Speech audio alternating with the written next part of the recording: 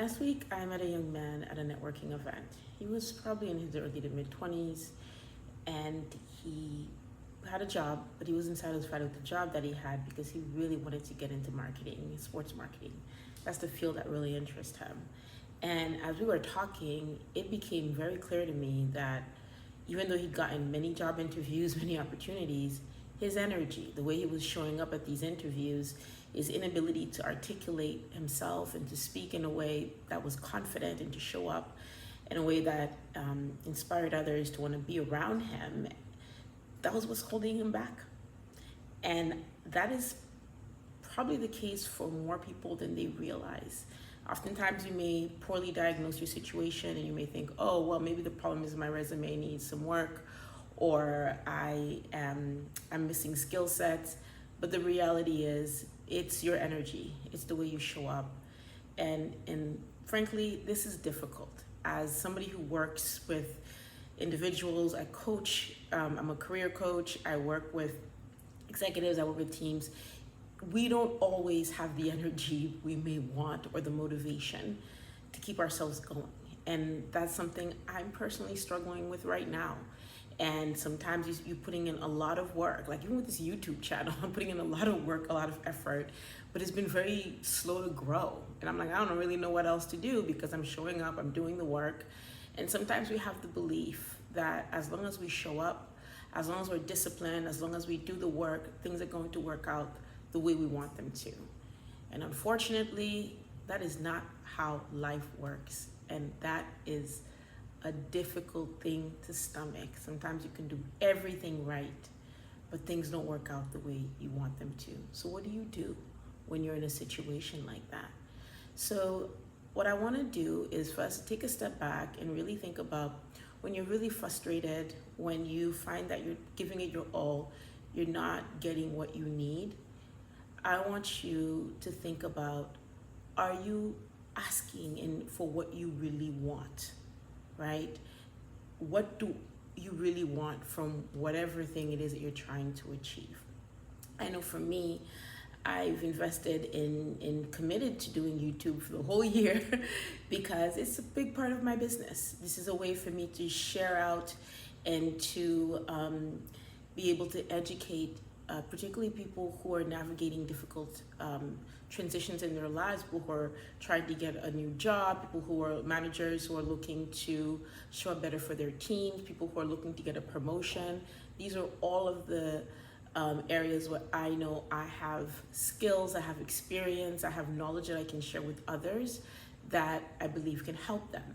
And so while I've committed to showing up here, it doesn't always mean that things are going to translate into the way we expect them to become. And so I want you all to know that, like, when you are doing the work, sometimes half the battle is how do you go beyond motivation, because sometimes you don't always have it, but how do you stay disciplined? How do you stay focused and just keep showing up over and over and over again, knowing that someday something's going to shift? And so let's take a look at what are some things you can do when you're doing everything else that you need to do to get the results that you're looking for, but you also know that you need to do some things for yourself to maintain your motivation. Here are 5 things that you can do starting as soon as possible to help you to navigate these challenging times in your life when you're giving it your all, but you still find that you're not getting the results that you want. Number 1, get real rest. Learn how to sometimes unplug, disconnect, put away the social media, put away the screens, and then just rest. Get more sleep, take long walks, do what it is that you need to do to rejuvenate yourself, to get yourself regrounded. And so for me, what that looks like is I sometimes know I need more sleep because I know I have a tendency to work long hours, sleep late nights. And so sometimes, like right now, it's the summer. There's not a lot of activity going on in my line of work.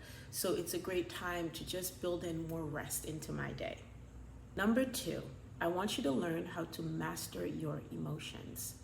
Being mindful of how you calibrate your energy, how you calibrate yourself, how you react to things. it's better to respond and to take your time rather than just being in a constant state of reactivity. And sometimes that can happen when you are constantly stamping out fires. You're all over the place, you're running from one direction to the next, and you're constantly reacting rather than being able to pause and have a moment of greater reflection so that you can respond accordingly. Step number 3 is make space for meaningful connection. Find opportunities to gather with others, to connect more deeply. I know for me, because I work from home, I sometimes can, go days without talking to people.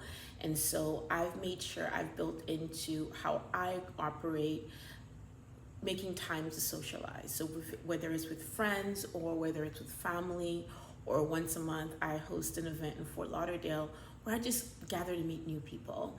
And I enjoy it because it's really an opportunity to connect with others and to know that, okay, I have this one evening a month for sure. I know I will be there. And so when others show up, they just know whatever it is that they're looking for in terms of professional guidance or career advice, that I will be there and others will come together and we'll be able to convene and connect together. It's also important in this hustle and grind culture that we live in that we make space for connecting with others and to socialize. And because sometimes we can find ourselves constantly in this mindset of just connecting with others in a transactional way. I know that when I go to social events, people who just come hot and heavy trying to sell me something, it's a turn off, right? Because you just know, wow, I'm here to just meet people. And sometimes an opportunity may surface here and there, but I'm certainly not here to lead first with my business card. So I do think, being mindful of when you're interacting socially with others and outside of work or at work, lead with relationship building. So that means lead with curiosity, be curious about other people, be willing to share some stories about yourself, because you certainly never want to be in a situation where you're doing all the sharing and the other person nothing. And so it creates this false sense of intimacy because you've shared and you don't really now know anything about them. So make sure there's reciprocity when you are connecting with others, and also that it's appropriate, right? You don't need to overshare, but making sure that you know that there are things you feel comfortable talking about. So for me, I know I love to travel, I love good food, I love wine, and so these are things that I always feel very comfortable talking about. Any sort of social event, without feeling like I have to divulge more about myself than I think is necessary. So again, make space to gather, especially for those of you who might be more introverted, and so you might not want to put yourself out there, but know that you can always have a few things that, okay, you know what, I feel comfortable talking about these things openly so that it feels that in conversation you are connecting with others.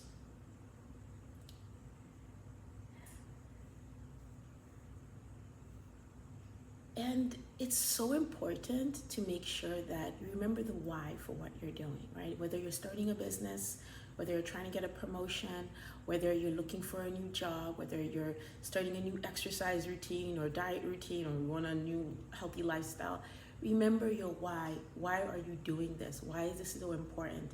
Because very often, it is that why that will keep you going when you feel less motivated.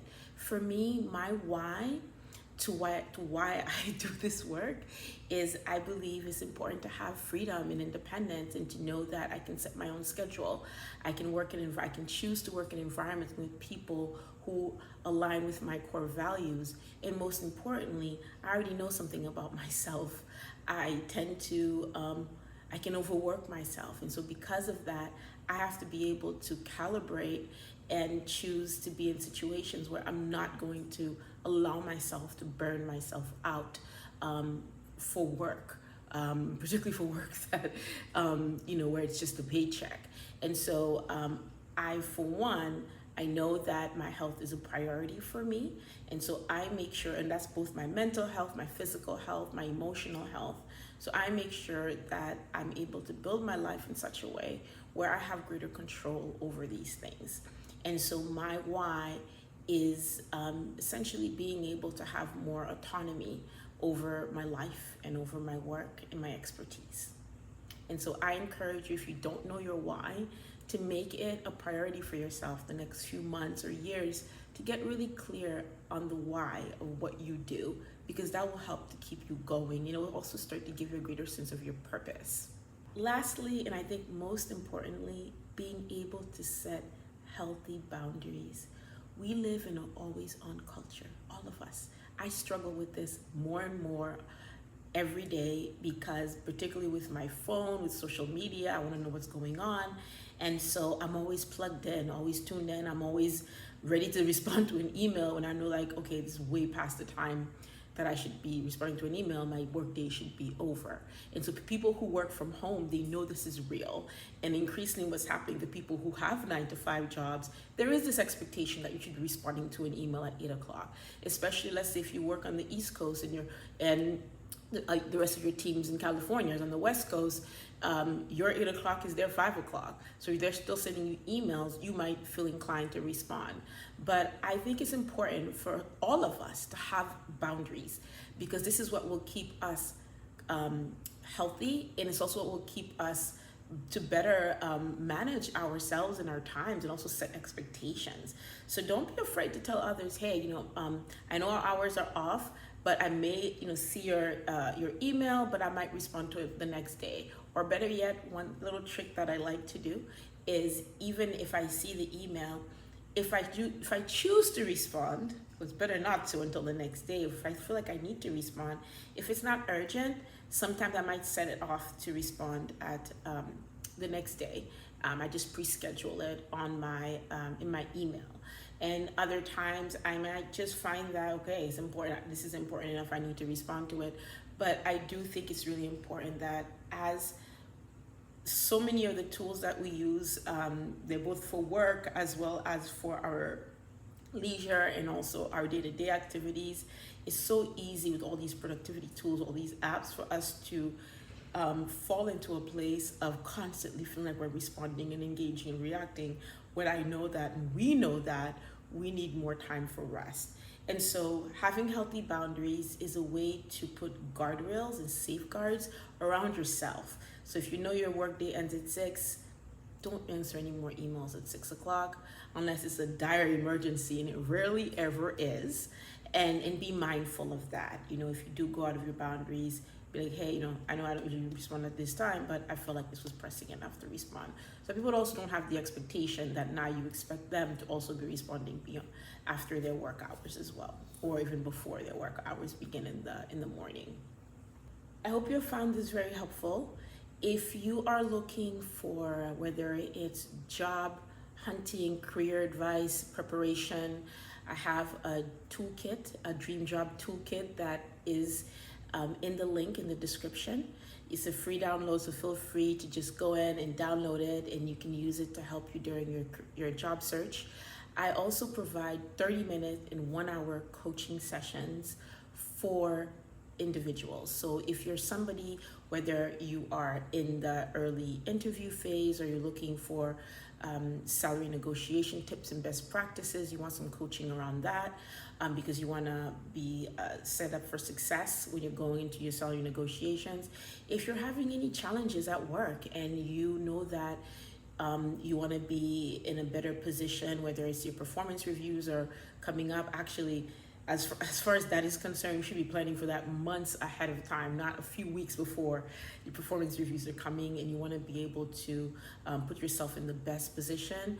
If you're looking to get that promotion, if you're navigating a difficult situation at work with a peer or with your manager or another team member, I highly advise coaching. People would be surprised what 30 minutes or an hour of coaching can do for you. I've used coaching in the past a lot, and that's both during different career stages where I had to talk to a coach to get a different perspective or to get additional support.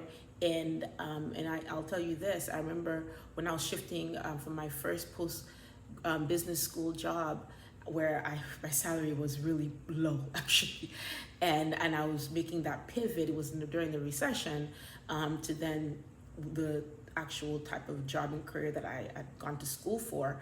I remember I got both a resume coach and I got an interviewing coach who helped me, and I more than 2.5x'd my salary. At the time, I was not making much beyond what I had pre-MBA, but then I more than 2.5 doubled my salary going into this new job, and my career shifted forever after that. And it was only a small investment, and probably one of the best investments I ever made. Particularly with the resume, I kept that resume format for at least 10 years. So I was able to really stretch that investment. So if you are in a spot where you know you need some support, I provide career coaching sessions, 30 minutes and also 1 hour for whatever career development need that you have.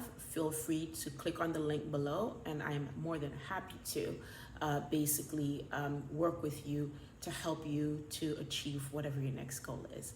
Thank you very much. My name is Milka. It's been a great being able to chat with you here, and I hope you will take some of the some of those steps that I shared about the things that you can do to really help to keep yourself going, especially if you're going through a challenging moment or you're trying to stay motivated right now. Take care.